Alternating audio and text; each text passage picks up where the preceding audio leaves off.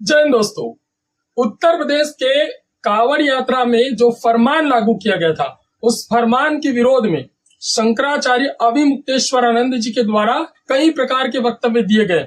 आइए उनके हम वक्तव्य को सुनते हैं। फल की दुकान में आप नाम लिखवा रहे, अब वो फल किसने तोड़ा, किसने पाला, किसने उसमें पानी सींचा, क्या किया, कैसे आया, कैसे गया, पैर में रखा रहा कि सिर में रखा रहा, कुछ पता रहता है? तो ऐसी परिस्थिति में केवल सामने सामने की बात आप कह रहे हैं तो आप फिर अचानक कर दे रहे हैं। पहले ऐसी कोई शिक्षा का आप वर्ग चलाते कि जो कांवड़िए हैं उनका प्रशिक्षण होगा, उनको समझाया जाएगा कि देखो शास्त्र के अनुसार जिस समय हम कांवड़ लेकर के चलते हैं उस समय हमको पवित्रता की आवश्यकता होती है, पवित्र भोजन करना आवश्यक होता है, पवित्र जीवन जीना होता है।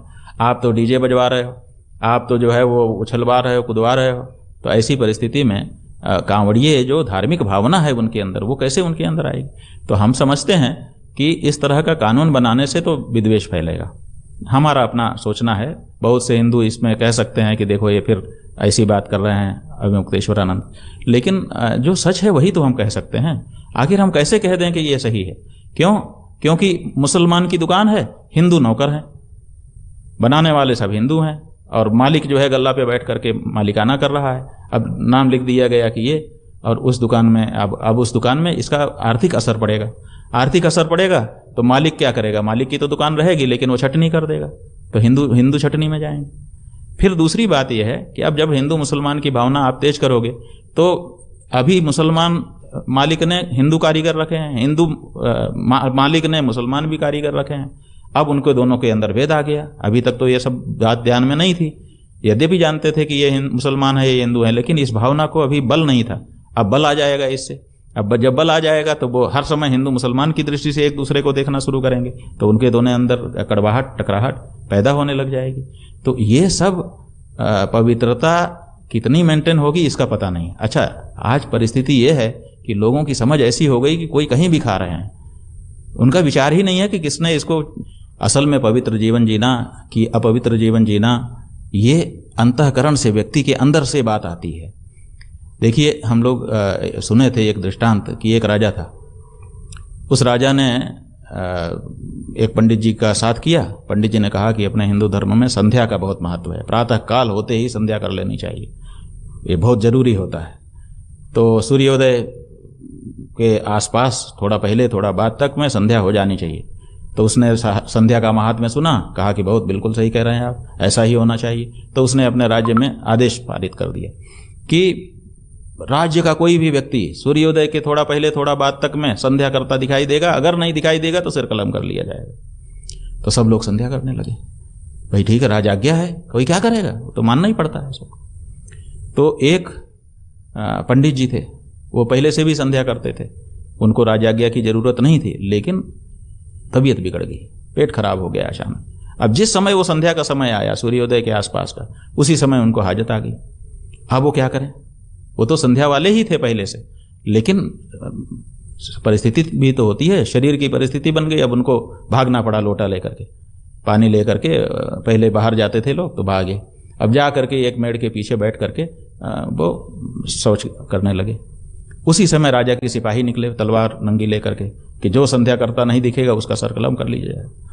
अब वो बेचारे शौच कर रहे थे। अब उन्होंने देखा कि पुलिस नंगी तलवार लेके आ रही है, अब क्या करें? तो फिर उन्होंने वो जो आपदस्थ के लिए, माने पानी छूने के लिए जो लोटा भर करके ले गए थे, उसी पानी से मंत्र पढ़ना शुरू कर दिया और माथे पे छिड़कना शुरू कर दिया। अपवित्र पवित्रो वा आदि, माने जो संध्या के मंत्र पढ़े जाते हैं। और सैनिकों ने सुना, हाँ संध्या का मंत्र बोल रहा है, ठीक ठीक, चलो, चले गए। अब आप बताइए कि इस तरह से संध्या होती है? ये तो संध्या नहीं है ना। तो इस तरह के जो आदेश हैं वो बाहर से नहीं आएंगे। देखिए, इसीलिए हम कहते हैं कि राजनीति माने राज्य के अलावा की भी शक्तियों की जरूरत है। ये जो धर्म शक्ति है, हमारा जो पीठ है, ये किस लिए बना है कि कानून से जो लोग नहीं मानते हैं उनको हम अंतःकरण से मनवा दें, हम उनकी ऐसी समझाइश करें कि जिससे वो अपने आप अपराध से बच जाएं। हर घर में भाई बहन साथ रह रहे हैं, जवान भाई बहन रहते हैं हर घर में, लेकिन कहीं कोई अत्याचार अनाचार नहीं होता है। क्यों? क्योंकि उनकी समझ ऐसी बन गई कि मेरी बहन है, वो उसको मेरा भाई है, कभी जीवन में विचार ही नहीं आते ऐसे जिससे कुछ गड़बड़ी होने की आशंका हो। हर घर में सोना चांदी रखा रहता है, लेकिन घर का कोई व्यक्ति उसको नहीं चुराता है कि भाई क्यों चुराऊं, मेरा ही है, जरूरत पड़ने पे मिलेगा। तो ऐसी परिस्थिति में धार्मिक शिक्षा की, नैतिक शिक्षा की आवश्यकता होती है। जब हम ये शिक्षा दे देंगे कि भाई तुमको अपनी पवित्रता को मेंटेन रखने के लिए ऐसे नहीं खाना है, ऐसे नहीं खाना है, इनका नहीं खाना है, इनका नहीं खाना है, इनका नहीं खाना है, तो वो करने लगेगा।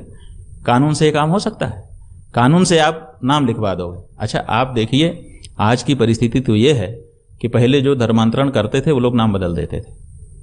आज पूरे देश में धर्मांतरण तो तेजी से चल रहा है, हम लोग सब जान रहे हैं, जगह जगह रिपोर्ट रहती है। लेकिन अब उन्होंने नाम बदलना बंद कर दिया। अब इस्लाम वाले भी कन्वर्ट कर रहे हैं तो नाम नहीं बदल रहे हैं, और ईसाई वाले भी कन्वर्ट कर रहे हैं तो नाम नहीं बदल रहे हैं, वो नाम वही रहने देते हैं। अब हमने तो नाम देखा बोर्ड में, और नाम देख करके हमने खरीद लिया और खा लिया। विपक्ष ये भी कहता है कि इस प्रकार के फरमान हिंदू और मुसलमानों को बांटने की राजनीति कर रहा है। जय हिंद।